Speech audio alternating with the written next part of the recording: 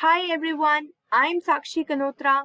Welcome back to another video lecture where we will study about the second organelle of endomembrane system, that is Golgi apparatus. So Golgi apparatus जो है ये endomembrane system की second most important organelle है. ठीक है, तो यहाँ पे this is न्यूक्लियस की जो बाहर वाली मेम्ब्रेन है, आउटर मेम्ब्रेन, यहाँ से क्या एक्सटेंड हो रहा है, एंडोप्लाज्मिक रेटिकुलम. एंडोप्लाज्मिक रेटिकुलम के क्लोज एसोसिएशन में प्रेजेंट होता है एक ऑर्गेनल जिसको बोलते हैं गोल्जी apparatus या फिर गोल्जी बॉडीज.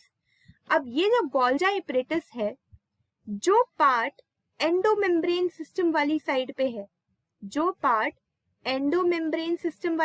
पे है, इसको बोलेंगे cis face of the Golgi. On the other hand जो पार्ट सेल मेम्ब्रेन यानी कि प्लाज्मा मेम्ब्रेन की साइड पे है, इसको बोलेंगे trans face of the Golgi. अब गोल्जी का इंपॉर्टेंट फंक्शन क्या है? गोल्जी का काम है ट्रांसपोर्टेशन का. एक तो इसको ट्रांसपोर्टेशन करना है, जितना भी प्रोटीन एंडोप्लाज्मिक रेटिकुलम से आ रहा है एक तो इसको ट्रांसपोर्ट करेगा. सेकेंड इंपॉर्टेंट फंक्शन है कि ये प्रोटीन को मॉडिफाई करेगा. सो गोल्जी सबसे पहले डिस्कवर किसने किया था?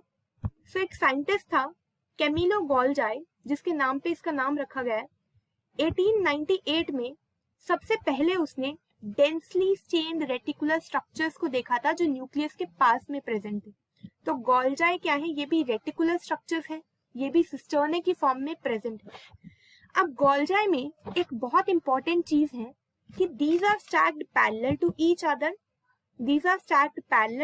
Other and they are interconnected. तो ये इंटरकनेक्टेड होता है. अब यहाँ पे एक और इम्पॉर्टेंट चीज है कि जैसे प्लांट सेल्स की जो गोल्जी apparatus है या गोल्जी कॉम्प्लेक्स है, उसको बोलते हैं डिक्टोजोम्स. डिक्टोजोम्स जो है, यहाँ पे जो सिस्टर्ने हैं गोल्जी के, ये इंटरकनेक्टेड नहीं है. डिक्टोजोम्स में जो सिस्टर्ने हैं गोल्जी apparatus के, ये इंटरकनेक्टेड नहीं होते. On the other hand animal cells में जो गोल्जी apparatus प्रेजेंट है, वहां पे ये इंटरकनेक्टेड रहते हैं. So Golgi consist of many flat disc shaped sacs और cisternae of 0.5 to 1 micrometer diameter. They are stacked parallel to each other. ये भी हमने देख लिया, they are stacked parallel to each other. अब Golgi cisternae are concentrically arranged near the nucleus, nucleus के पास रहते हैं, विद डिस्टिंक्ट कॉन्वेक्स सिस और द फॉर्मिंग फेस. तो ये जो फेस न्यूक्लियस को फेस कर रहा है या फिर एंडोप्लाज्मिक रेटिकुलम को फेस कर रहा है, इस पार्ट को फेस कर रहा है, इसको बोलेंगे सिस फेस या फिर the forming face of the Golgi apparatus. Where as जो पार्ट प्लाज्मा मेम्ब्रेन को फेस कर रहा है, उसको बोलेंगे, so this is the concave trans और द मैच्योरिंग फेस. सो जो कॉन्वेक्स सिस फेस है उसको बोलेंगे फॉर्मिंग फेस, और जो कॉन्केव ट्रांस फेस है उसको बोलेंगे maturing face. Now the cis and trans faces of the organelle are entirely different, but they are interconnected. अब एक और इम्पॉर्टेंट पॉइंट है कि जो सिस और ट्रांस है, इसके बीच के जो सिस्टर्ने हैं, इसको बोलते हैं median Golgi. Now Golgi apparatus are absent in prokaryotes. So ये प्रोकैरियोट्स में एब्सेंट होते हैं.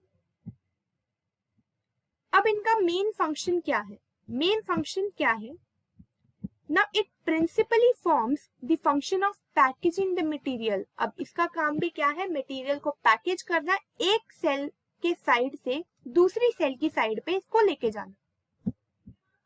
So it principally performs the function of packaging materials to be delivered either to the intracellular targets or secreted outside the cell. या तो वो cell के अंदर ही एक पार्ट ऑफ द सेल से दूसरे पार्ट ऑफ द सेल में transfer करेंगे, या फिर वो प्रोटीन्स या वो वेसिकल्स क्या करेंगे? सेल के बिल्कुल बाहर चले जाएंगे. Now the materials to be packaged in the form of vesicles from ER fuse with the cis face of the Golgi and move towards the maturing phase. तो यहाँ पे ये एक इनकमिंग ट्रांसपोर्ट वेसिकल है। कहाँ से आ रहा है ये? एंडोप्लाज्मिक रेटिकुलम से। तो ये फ्यूज कर जाता है सिस फेस में।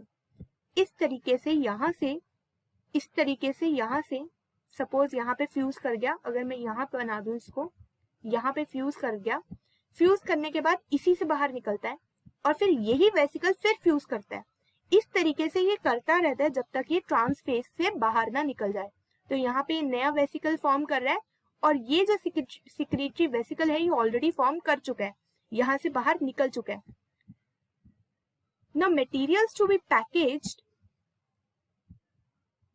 in the form of vesicles from the endoplasmic reticulum fuse with the cis phase of the Golgi and move towards the maturing phase. So this explains why Golgi always remains in close association with the endoplasmic reticulum. Now number of proteins are synthesized by ribosomes on the endoplasmic reticulum. लेकिन इन proteins का modification कहाँ होता है? Golgi apparatus के अंदर.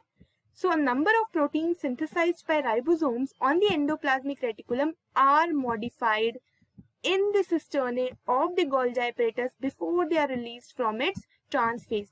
तो इसके बीच में ऐसा नहीं है कि ये वेसिकल फॉर्म कर रहा है और बस यहाँ से यहाँ ट्रांसपोर्ट कर रहा है, ये तो यहाँ से भी ट्रांसपोर्ट कर सकते हैं.